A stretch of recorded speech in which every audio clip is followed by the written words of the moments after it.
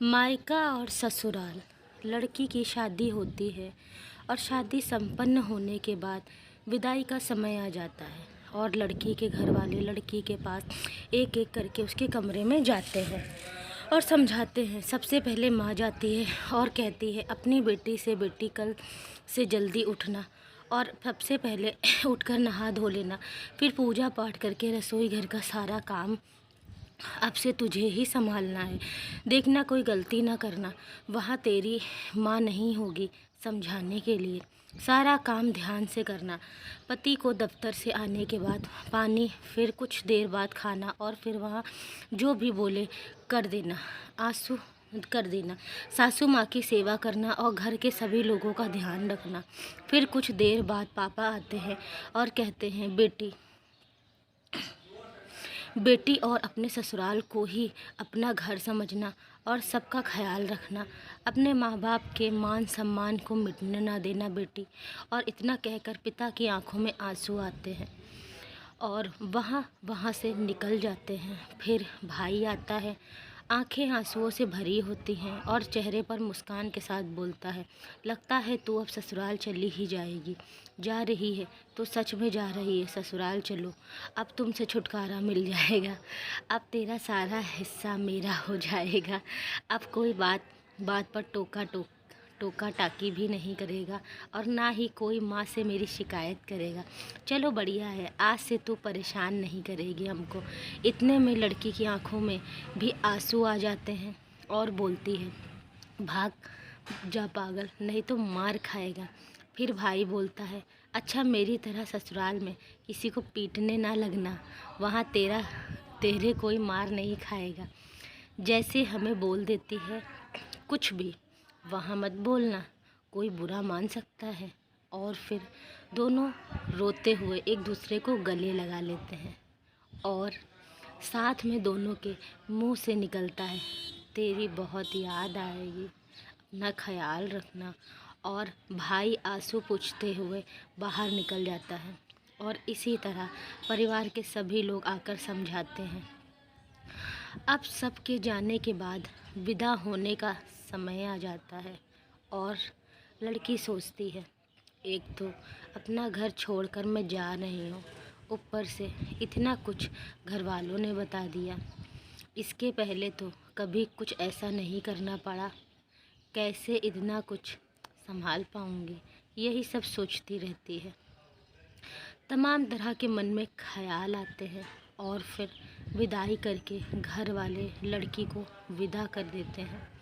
यहाँ तो माँ बाप को इतनी फ़िक्र होती है, इतना कुछ कैसे संभालेगी मेरी बेटी, हमेशा से खुले ख़यालातों वाली मेरी बेटी अब किसी की पत्नी और किसी की बहू और किसी की जेठानी, किसी की भाभी बन गई है। देखो क्या होता है। अब ससुराल में जाकर लड़की अलार्म लगाती है और दूसरे दिन सुबह उठकर जैसे ही उसकी माँ ने बताया होता है वैसे ही करती है और फिर सबके लिए खाना बनाती है और कहती है ससुराल में पहली रसोई बहू के कुछ मीठा बनाकर शुरू करती है। तो उसके सबके लिए खीर बनाई और खीर में चीनी कम रह गई, बाकी खीर बहुत अच्छी बनी थी।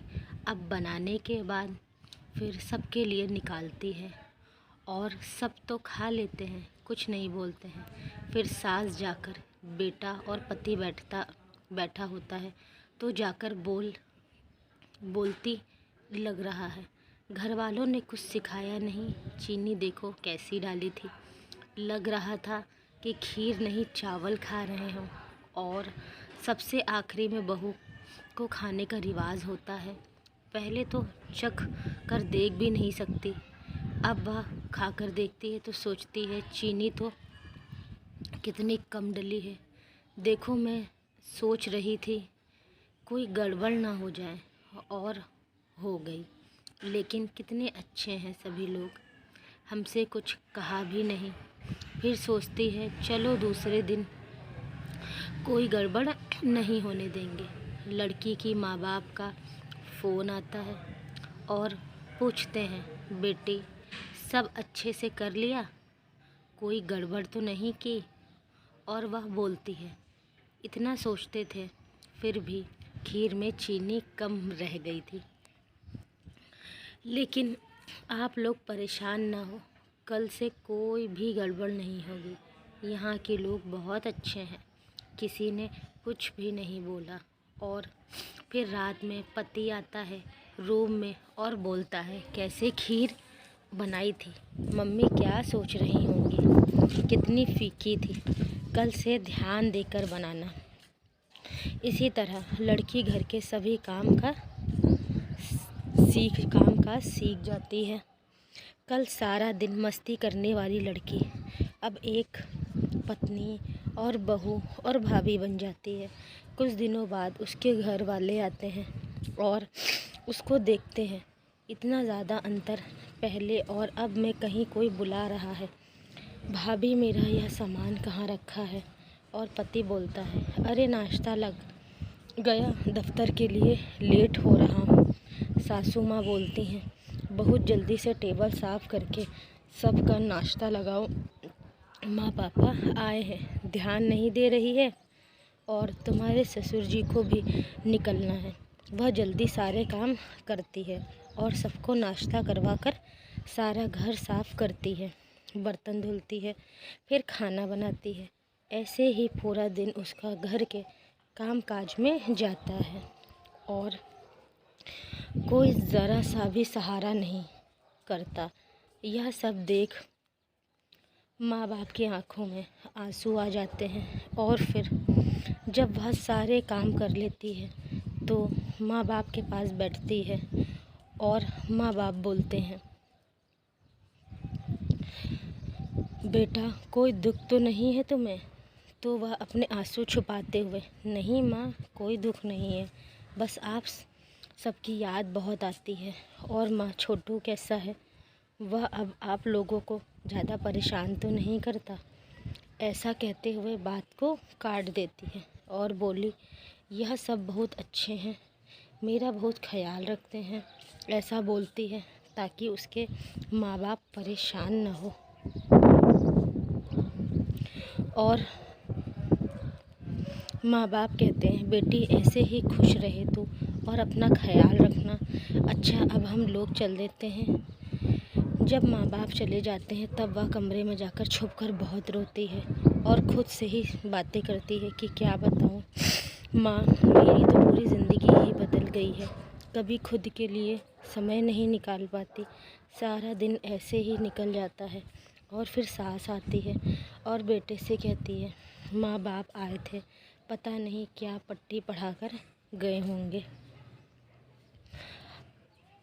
अब बताओ दोस्तों, ऐसा बहुत लोगों के साथ होता है।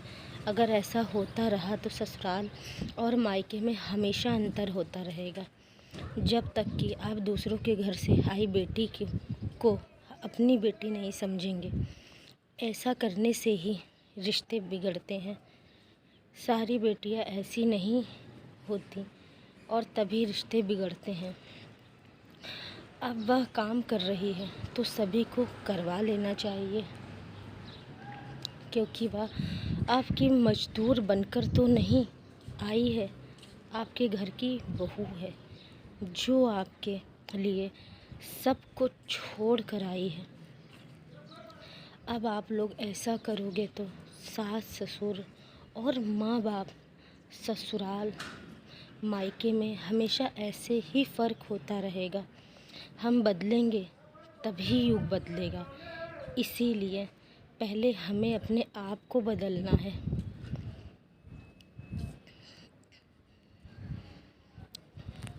गाइस, आपको स्टोरी कैसे लगी हमें कमेंट बॉक्स में ज़रूर बताएं।